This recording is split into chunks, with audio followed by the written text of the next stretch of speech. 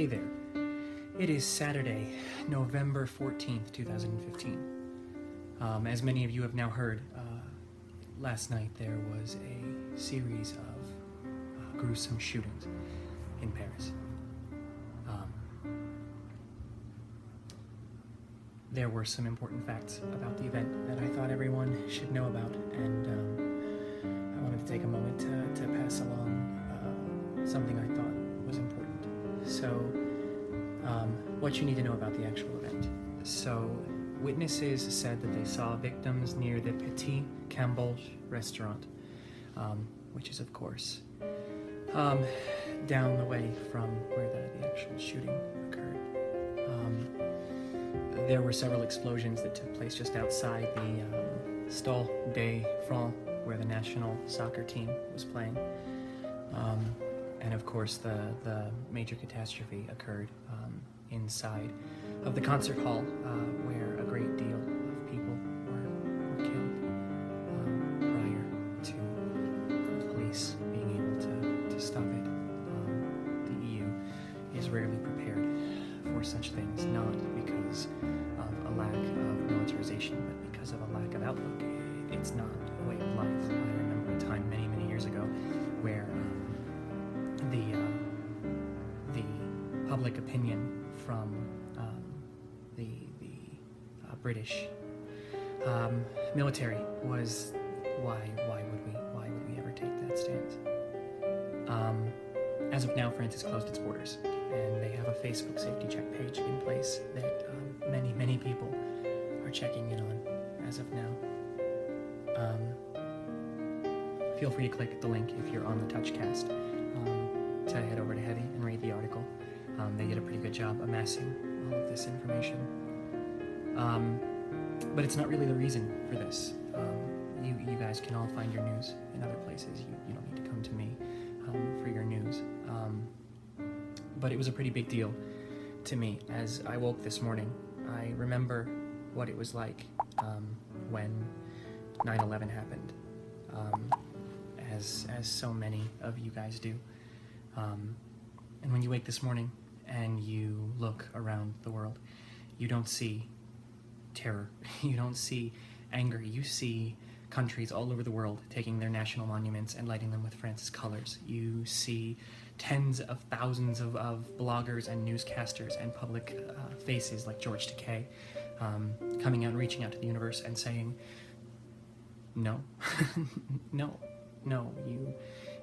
you can't turn this to a force of terror. You can't make us turn against each other. It's not going to happen. We're living in a different world.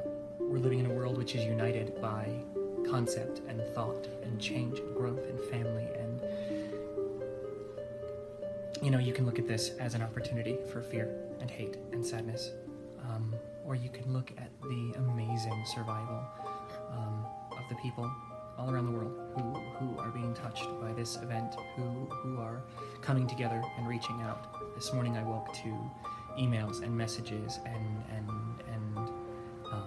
graphics and so many things, so much love, so much support in an outpouring to the digital community, and we're not small anymore.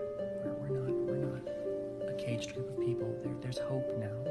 In the early millennium when 9/11 happened, it was a huge deal because it had, quote, never happened before. And then you look around and you look at the huge number of events that have happened in the last 20 years. You look at everything from Saddam Hussein's genocide to the Australian Black Saturday and all the other awful things that have happened in the last few years, and the death toll will continue to rise, and bombs will continue to go off, and differences in religious freedoms will be expressed in awful and horrible ways. But already there's that split where people are already beginning to reach out and blame militarized Islam for attacks and all kinds of crazy stuff, and it's not necessary. Even if we manage to figure out who, which we will, were the perpetrators in this instance, it's not the important piece. there are always going to be those people. And we have an opportunity here for the first time to say, no, we're not going to stand for it, but we're also not going to be defeated by it either. You know, we don't have to win-lose, you know? So I recommend to everybody to step up and reach out to family, friends, look into your digital communities. You know, anybody can change their Facebook image, but there's so much more that you can do. Write letters to families, write letters to political bodies, post your own blogs, post responses to this video, post 100 videos, talk and share, and I feel like we can learn from this one, like we can grow from this one. So don't fall, and don't break, and remember that this stuff doesn't stop us. If you are religious, pray for the dead, and if you are not, take that same energy and put it into something positive for these people.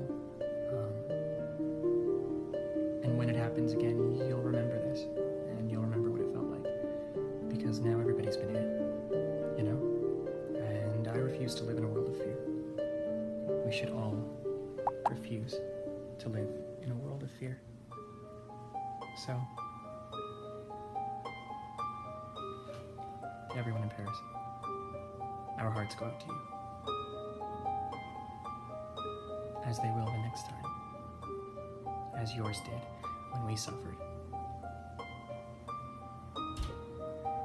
To hope for a better world, to put this effort out, to really believe that we can live in a place where everything is accepted.